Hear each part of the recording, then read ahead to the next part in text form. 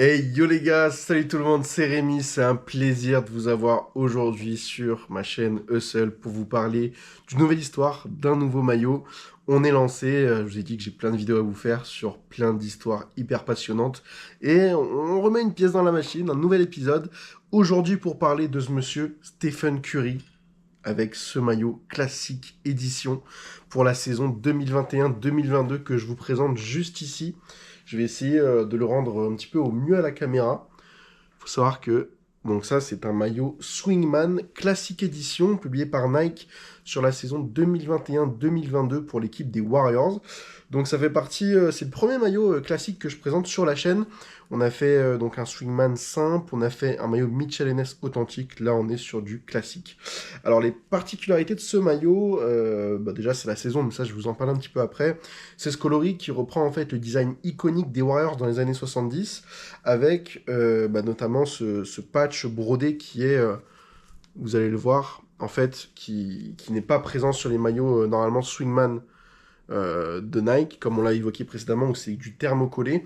Et là, tout est brodé en passant également par le logo Nike. Il faut savoir que ça, donc, c'est un maillot, je sais pas si on va voir, je me coupe, mais en fait, le patch, il a une petite teinte, je vous mettrai peut-être à l'écran, un petit peu grisonnant pour, on le repère notamment dans les maillots classiques par rapport à ça, pour ce côté un petit peu rétro qu'on n'a pas. On va avoir donc le flocage classique avec également le jog tag, où en fait on voit vraiment là que c'est du classique, hein.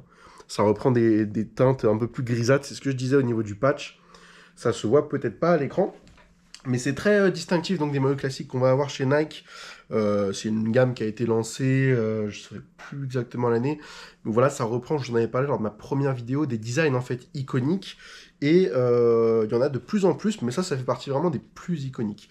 Pourquoi je vous parle de ce maillot aujourd'hui? On va parler de la saison 2021-2022 des Warriors et surtout de cet homme, Stephen Curry, qui est, on va pas tergiverser, le meilleur meneur de l'histoire de la NBA, le meilleur shooter, incontestablement en tout cas, de l'histoire de la NBA.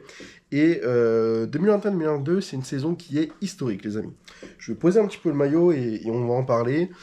C'est une saison déjà qui est ponctuée par un titre. Ce titre-là, 2021-2022, il a une résonance particulière pour les fans des Warriors. Moi-même, je suis fan des Warriors. Et j'ai suivi cette équipe qui a eu donc une période de gros hauts, hein, des gros pics au niveau de la dynastie, avec les titres de 2015, 2017, 2018. Une finale en 2016, on l'a évoqué dans la vidéo juste avant, je vous invite à aller la voir d'ailleurs, et une finale en 2019, donc perdue avec une hécatombe de blessures. Et on s'est retrouvé avec une saison 2019-2020 où on finit, où l'équipe pardon finit dernier de la ligue. Ça récupère James Wiseman à la draft. On est vraiment sur des saisons pas folles. 2021, Steph Curry joue très peu de matchs parce qu'il est blessé, notamment. Enfin, c'est en 2020, il est totalement blessé, donc saison quasi blanche, ce qui fait qu'il termine dernier de la ligue. Et 2021, il rejoue quelques matchs, notamment en mois d'avril, je crois, absolument fantastique. Je vous remettrai les stats, mais c'est du grand n'importe quoi en termes individuels. Et on arrive à cette saison 2021-2022. On va avoir du Andrew Wiggins qui va rejoindre l'équipe et qui va jouer un rôle clé de chez clé dans cette équipe des Warriors 2022. Une équipe qui est vraiment bien construite, avec notamment du Gary Payton 2 également, des jeunes joueurs, Jonathan Kuminga, son année de draft. On va avoir du Moses Moody aussi. On va vraiment avoir toujours ce noyau des Warriors avec donc Steph Curry, Klay Thompson qui revient de blessure, Draymond Green, Steve Kerr, et on va avoir ces jeunes joueurs émergents. Et c'est une saison un petit peu particulière. Pourquoi elle est particulière cette saison et pourquoi je vous parle de ce maillot? C'est parce que c'est avec ce maillot-là que Stephen Curry a battu le record historique de 3 points dans la carrière, qui était de 2974 3 points inscrits. Il les a battus dans ce maillot-là, dans cette saison qui est historique, notamment pour cette raison-là, au Madison Square Garden, donc record incroyable. Qu'on aurait pensé quasiment imbattable. En tout cas, celui de Steph Curry aujourd'hui, il est à mon avis pas imbattable, mais va falloir se lever tôt pour aller le chercher. Donc, on va avoir ce record-là qui est battu dans une salle qui est légendaire, je veux dire le Madison Square Garden. Allez demander à Michael Jordan si vous avez l'occasion de le croiser. Non, blague à part, c'est une salle qui est mythique, le Madison Square Garden. Donc, de battre un record comme ça dans une salle qui est d'autant plus légendaire face aux Knicks, c'est fou, il y avait tout le monde, il y avait Reggie Miller, il y avait Ray Allen, enfin vraiment c'était une grande célébration ce soir-là. Un peu à la manière dont les Browns ont battu le record du scoring, mais ça c'est encore une autre histoire. Donc c'est vraiment un point clé de la saison. On a un run qui est intéressant, je veux dire, voilà, une dynamique qui se met en place tout au long de la saison. De là à en faire des contenders, on ne sait pas, parce que tout le monde se disait, les Warriors c'est terminé. Kevin Durant est parti chez les Nets. Klay Thompson revient de blessure, mais là c'est fini. Et de toute façon, le postulat avant cette saison, c'était Stephen Curry n'est pas un leader. Ce n'est pas le leader de cette équipe. Il l'a gagné en 2015, mais aucun MVP des finales. Aucun MVP des finales. Il y a 2 MVP de saison régulière, mais aucun MVP des finales qui ont été portés par respectivement André Iguodala et Kevin Durant à 2 reprises. Donc le postulat c'était ce dernier. Steph Curry, ça ne peut pas être le meilleur meneur d'histoire parce qu'il n'a pas de MVP des finales. C'est vraiment ça la problématique à l'entrée de cette saison. Et c'est ce qui lui manque à son palmarès, c'est vraiment la seule clé qui lui manque pour le considérer parmi les all-time greats. À ce moment-là de sa carrière. 2022 arrive, on arrive en playoff, petite blessure, légère, Steph Curry démarre sur le banc. Je vous ai pas parlé d'une personne très importante qui est Jordan Poole, mesdames et messieurs, parce que ça, c'est un des jeunes joueurs, un des jeunes noyaux qui s'est développé pendant la saison 2020-2021 et qui, en fait, va complètement exploser. Je vous parle de Jordan Poole parce qu'en fait, au commencement des playoffs 2021-2022, Steph Curry est blessé. La personne qui va prendre le lead, en tout cas sa place dans le starting five, ça va être Jordan Poole, et très gentleman de sa part, excusez-moi, Stephen Curry va démarrer sur le banc. Il n'y a pas beaucoup de superstars qui démarrent sur le banc, je peux vous l'assurer. Donc là, ça commence contre les Grizzlies, très arrogants de Ja Morant. Enfin, on est face à une équipe, la jeunesse à l'état pur, contre la dynastie un petit peu vieillotte.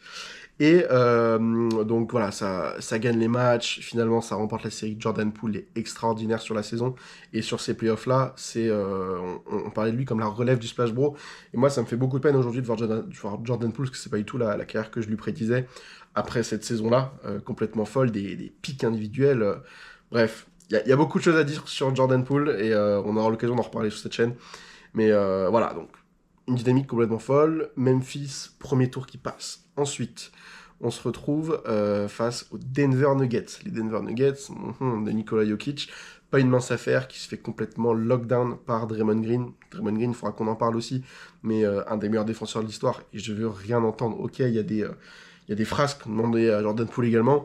Il y a pas mal de choses, mais c'est un des joueurs les plus exceptionnels sur son registre, vraiment. Et donc une série très intéressante, 2 séries très intéressantes, les Grizzlies et cette équipe des Nuggets, qui seront du coup titrés l'année d'après, en 2023, contre le Heat de Jimmy Butler. On a eu l'occasion d'en parler déjà sur la chaîne.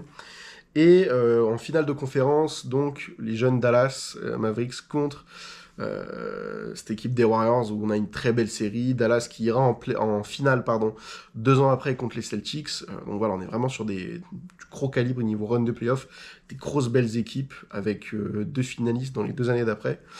Et en finale, pour affronter qui d'autre que les Boston Celtics, franchise complètement légendaire, avec du Jason Tatum, avec du Jaylen Brown. On est vraiment sur une équipe très très très solide. À vrai dire, à l'entame de cette finale-là, ne jamais sous-estimer le cœur d'un champion. C'est ce qu'on dit, mais néanmoins, les Celtics étaient vraiment donnés gagnants. Je me rappelle qu'à l'époque, personne ne voyait les Warriors gagner, du moins très peu. Il y a ce fameux graphique avec 14% de chance de win pour les Warriors au début de la série.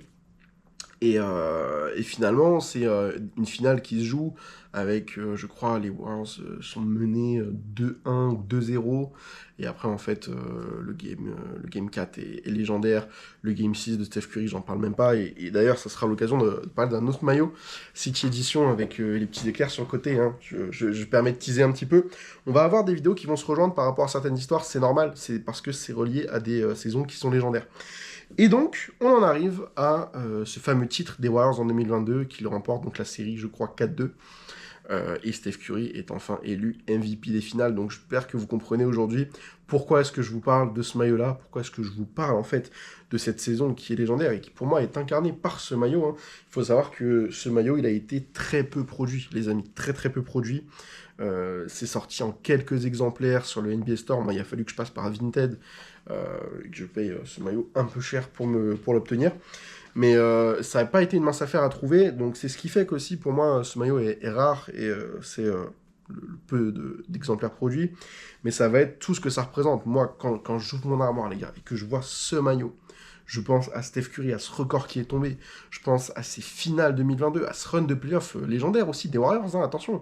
On les donnait perdants, on disait que c'était la dynastie déchue. Au final, ils ont prouvé c'était quoi le cœur d'un champion. Et c'est vraiment ça pour moi, cette saison 2022. Et aujourd'hui, Steph Curry, s'il n'y a pas ce titre 2022, la carrière, elle n'a pas la même saveur. La carrière, elle n'a pas la même saveur. On parle pas de lui peut-être comme le meilleur meneur de l'histoire.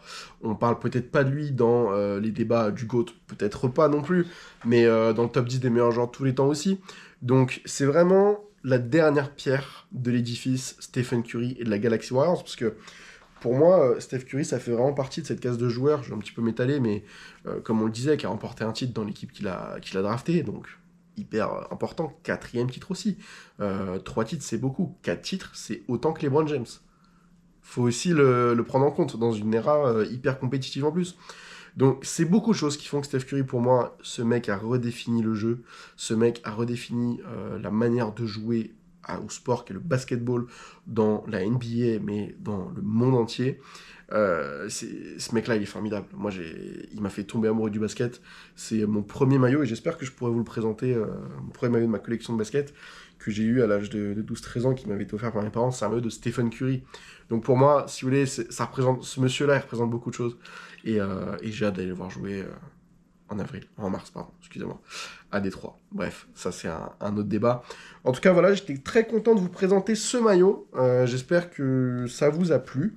Il y a beaucoup de choses à raconter. Il y a d'autres aussi. Il y a un autre maillot de 2022, comme je vous l'ai dit, que j'aimerais vous présenter. Mais voilà, c'est MVP des finales, la dernière pierre à l'édifice du grand Steph Curry, quoi, finalement. N'hésitez pas à vous abonner, à laisser un like. La meilleure manière de me soutenir, c'est vraiment d'augmenter les interactions. N'hésitez pas à poser des questions en commentaire. Pourquoi est-ce que ce maillot-là m'a attiré? Si vous avez des questions sur même le détail du maillot, si vous avez des questions sur juste la NBA ou quoi, j'aimerais varier un petit peu et mettre peut-être plus de vidéos sur l'actualité NBA avec les playoffs. Je pense qu'on va s'y pencher un petit peu avec peut-être des débriefs de match, pardon, ou autre. Mais en tout cas, la meilleure manière de me soutenir, c'est de mettre un like, de vous abonner, et n'hésitez pas à regarder la vidéo le plus longtemps possible. C'est vraiment la meilleure manière la meilleure façon, de me soutenir. Et bien, écoutez les gars, je vous remercie, je vous souhaite une très bonne semaine. C'était Rémi pour la chaîne Hustle, c'était un plaisir de vous avoir. Ciao, ciao.